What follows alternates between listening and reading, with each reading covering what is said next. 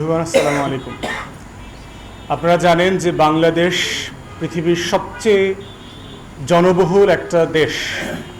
Density wise মানে প্রতি কিলোমিটারে কতজন মানুষ বাস করে সেই হিসাবে পৃথিবীর সবচেয়ে ঘনত্বের রাষ্ট্র হচ্ছে বাংলাদেশ। এত কম জায়গাতে এত বেশি মানুষ পৃথিবীর আর কোনো দেশে নাই। ঠিক একইভাবে আমাদের রাজধানীটাও তাই। এই রাজধানীর পরিকল্পনা যখন পাকিস্তান আমলে করা হয় সেই 60-এর দশকে, তখন এটা সক্ষমতা ধরে নেওয়া হয়েছিল 30 থেকে 35 লক্ষ মানুষ সর্বোচ্চ থাকতে পারবে। সেই অনুযায়ী এটার রাস্তা তৈরি করা হয়েছে, সেই মোতাবেক এটার পানি সেবা তৈরি করা হয়েছে, বিদ্যুৎ, গ্যাস, বর্জ্য ব্যবস্থাপনা তৈরি করা হয়েছে। কিন্তু আজকে আমরা জানি যে ঢাকা শহরের জনগোষ্ঠী এখন 2 কোটি ছাড়িয়ে গেছে এবং এটা আবার এক্সটেন্ডেড ঢাকা আছে। যদি আপনি সাভার, আশুলিয়া, তারপরে হচ্ছে নারায়ণগঞ্জকে ধরেন, গাজীপুরে, টঙ্গী যেগুলো আছে, এগুলো মিলিয়ে এটার কানেক্টিভিটি হিউজ হয়ে গেছে, যেটা তার সক্ষমতার অনেক অনেক বাহিরে। ফলে কি হয়েছে? ফলে যেটা হয়েছে যে ইকোনমিস্ট নামে দুনিয়াতে একটা খুব বিখ্যাত পত্রিকা আছে সাপ্তাহিক। এই পত্রিকার একটা ইন্টেলিজেন্স ইউনিট আছে, মানে গবেষণা শাখা আছে।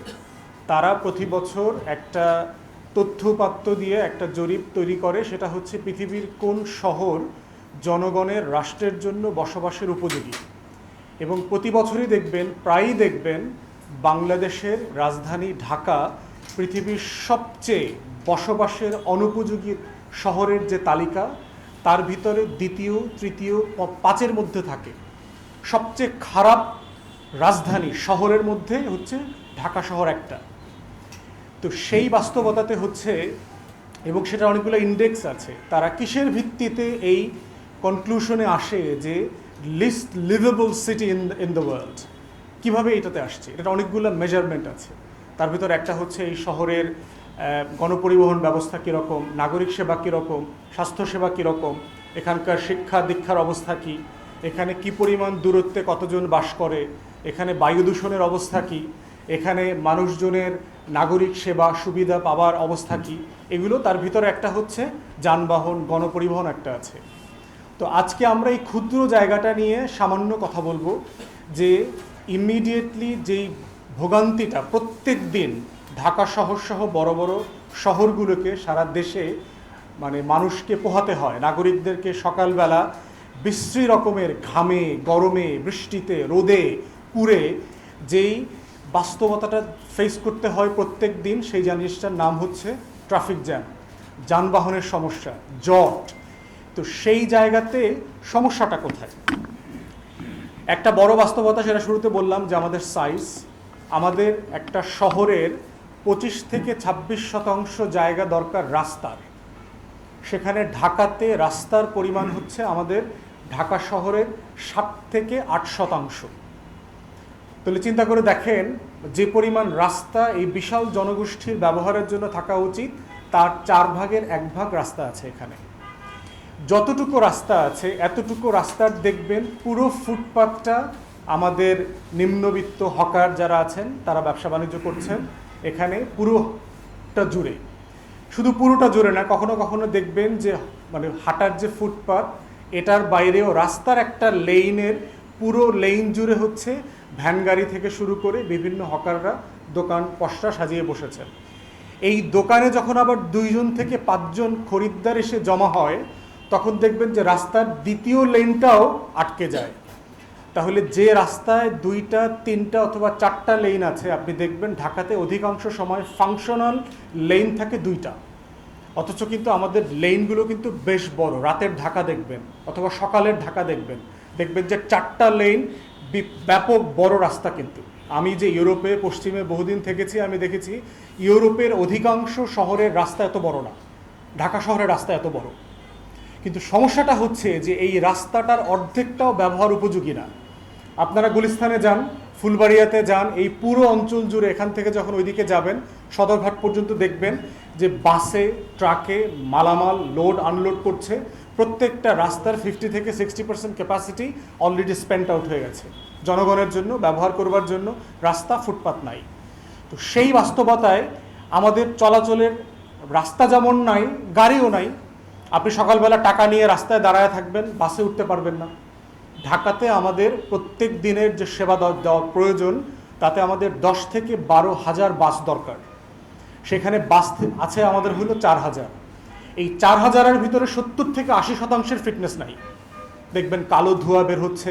বাংলাদেশের বাসগুলো কিন্তু একটা ব্যাপক বিনোদন, কিন্তু প্রত্যেকটা বাসের সামনে পিছনে ডানে বামে টিন, এটার যে লাইট, এটার যে লাইটিং সিস্টেম, আপনি দেখবেন যে ওই যে সোডিয়াম লাইটটা যখন রাতে জ্বলে আর আমাদের মুড়ির টিনের যে আলো, এই দুইটা মিলে দেখবেন একটা ব্যাপক বিনোদনের একটা বিয়ে বাড়ির আবহ তৈরি হয় বাসের রাস্তায়। অথচ এই বাসের সামনেও বাতি নাই, পিছনেও বাতি নাই, সামনেও বারান্দা নাই, পিছনেও বারান্দা নাই, সব দিক থেকে আলো বাতাস বৃষ্টি আল্লাহর 24 ঘন্টা এবং 12 মাস প্রবাহিত হয়। এই জন্য আপনি পর্যাপ্ত রোদ পাবেন, এখানে ভিটামিন ডি পাবেন, পর্যাপ্ত পানি পাবেন। ঢাকা শহরে তিতাস প্রায় বলে তাদের নাকি পানি নাই, কিন্তু বাসে বৃষ্টির দিনে উঠলে তো মনে হয় না পানির সমস্যা আছে। ব্যাপক পানি, প্রত্যেকটা জানলা থেকে উপর থেকে নিচ থেকে বৃষ্টির পানি, একদম জান্নাত বরাবর বৃষ্টির পানি চলে আসে বাসগুলোতে। ব্যাপক বিনোদন। এই বাস ব্যবস্থার কোনো পরিবর্তন হচ্ছে না বাংলাদেশে, সংখ্যাও বাড়ছে না। তাহলে আমরা কি বলেছি? আমরা বারবার বলেছি, গণপরিবহন নিয়ে যখন কথা বলেছি, যে বাংলাদেশে ডেডিকেটেড বাস লেন দরকার। ফুটপাতের যেখানে শেষ হবে এর পরের ইমিডিয়েট লেনটা হবে ডেডিকেটেড বাস লেন। বাংলাদেশের প্রত্যেকটা বাস দোতলা করতে হবে এবং এসি করে ফেলতে হবে। কারণ আমার যে ওয়েদার এবং আমার যে জনসংখ্যা, আমার যেটা প্রয়োজন, আমি যদি ধরেন 5,000 বাস দোতলা করে দেই, তাহলে কিন্তু আমার 10,000 বাসের সার্ভিস আমরা দিতে পারছি কম স্পেস নিয়ে। আপনি যদি 10,000 বাসকে রাস্তায় নামান, আপনার যে স্পেস লাগবে, একই স্পেসে আপনি দোতলা করে ফেলেন, 3 তলাও করতে পারবেন, যদি আপনার সেই পরিমাণ সার্ভিস এবং লোড আপনি দিতে পারেন। তাহলে এটা করলে আপনি দেখবেন যে 3,000-4,000 বাসের সার্ভিস দিয়ে যদি এসি গাড়ি করেন, তাহলে এই সেবাটা আপনি দিতে পারবেন। হচ্ছে না কেন? কারণ হচ্ছে পুরাতন গাড়ি যারা চালায়, এই গাড়ির মালিক কারা? এই গাড়ির মালিকের সাথে দেখবেন ট্রাফিক পুলিশের ব্যবস্থা আছে। আপনারা যারা সাংবাদিকতা করেন আপনারা জানবেন, বাস ধরলে দেখবেন প্রায় বাসের ড্রাইভার দেখবেন সার্জেন্টের নাম বলে, যে সার্জেন্ট মাহবুব সাহেবের গাড়ি এটা। বাংলাদেশে প্রচুর আওয়ামী লীগের নেতা কর্মীরা, পুলিশরা দেখবেন বিভিন্ন বাসের মালিকানা আছে। 2টা বাস কিনে 3টা বাস কিনে রাস্তায় দিয়ে দিয়েছে, অথবা 5টা 10টা বাসের চাঁদার রেসপন্সিবিলিটি আছে।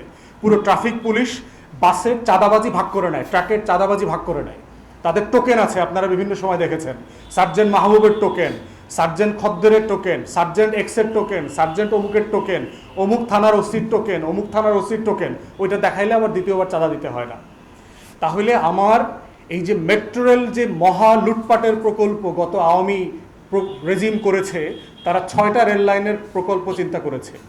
2035-এর ভিতরে যদি এই 6টা মেট্রো রেল 100% চালু হয়, তারপরও শুধুমাত্র ঢাকার 17% মানুষ এটা ব্যবহার করতে পারবে।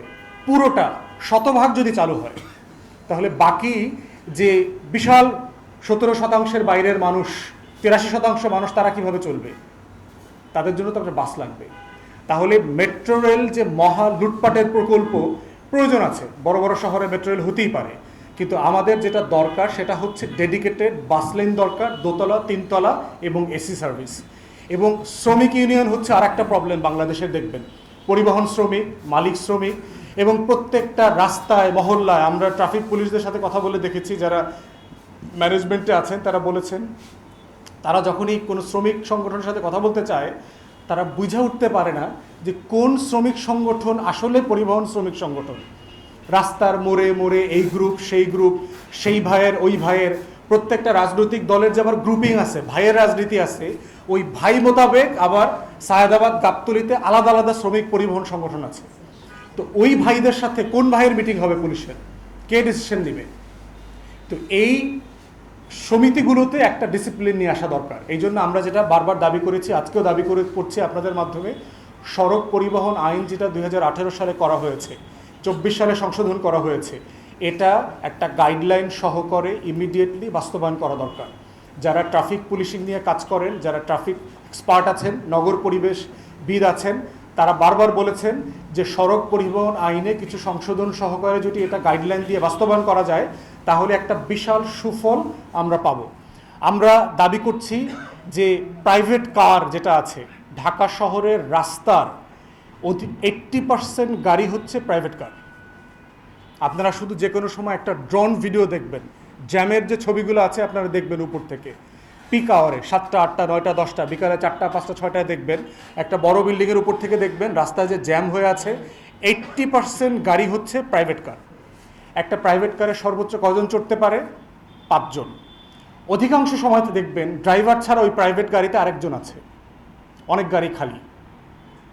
কিন্তু আপনি একই সাইজের একটা বাস নামায় দেন, একটা মাইক্রোবাসের থেকে অল্প একটু বড়, একটা প্রাইভেট কার থেকে একটা বাস সামান্য একটু বড়, এটা যদি দোতলা বাস হয় তাহলে আপনি ন্যূনতম 140 জন এখানে চড়তে পারবে। তাহলে যে স্পেসে সর্বোচ্চ 5 জন চড়তে পারবে, আমি যদি ওই স্পেসটাতে 140 জন 3 তলা করে ফেললে প্রায় 200 জন চড়তে পারবে, সেই স্পেসটা আমি ব্যবহার করছি না কেন? দোতলা বাস গত বিএনপির সময় দেখেছিলাম আমরা, বিআরটিসি জাপান থেকে ভলভো গাড়ি এনেছিল। আওয়ামী লীগ শুধুমাত্র এটা বিএনপি এনেছে বলে এই 50টা ভলভো বাসকে ডিফাঙ্ক করে দিয়েছে, একদম রাস্তায় মানে গ্যারেজে ফেলে দিয়ে বাসগুলো নষ্ট হয়ে গেছে। এগুলো পরে আপনার কেজি দরে বিভিন্ন জায়গাতে বিক্রি করে দিয়েছে, স্ক্র্যাপ করে দিয়ে বিক্রি করে দিয়েছে। এই হচ্ছে বাংলাদেশ রাষ্ট্রের উন্নয়নের যে বাস্তবতা, হিংসাত্মক উন্নয়ন। সে করেছে, এই জন্য আমি এটা করব না। আওয়ামী লীগ করেছে, এই জন্য এটা কন্টিনিউ হবে না। আমরা এটার বাইরে বের হয়ে আসতে যাচ্ছি। তাই আমাদের স্পেসিফিক যে প্রস্তাবনা যে 2030 সালে ঢাকা শহরের যে জনবসতি হবে সেটা 3 কোটি ছাড়িয়ে যাবে, এখন এর 2 কোটির উপরে আছে। ঢাকা শহরকে ডিসেন্ট্রালাইজ করা দরকার, বিকেন্দ্রীকরণ করা দরকার। ঢাকা শহরকে অ্যাট্রাকটিভ সিটি যেন না করা হয়। আমরা বহু পশ্চিমা দেশে দেখেছি বনেদি মানুষ, শিক্ষিত মানুষ, ধনী মানুষ রাজধানীতে থাকেন না, তারা রাজধানীকে একটা জঙ্গল মনে করেন, এটা বসবাসের উপযোগী না। সচ্ছল মানুষরা, শিক্ষিত মানুষরা, বনেদি মানুষরা শহরের বাইরে থাকেন। তাহলে কেন আমাদের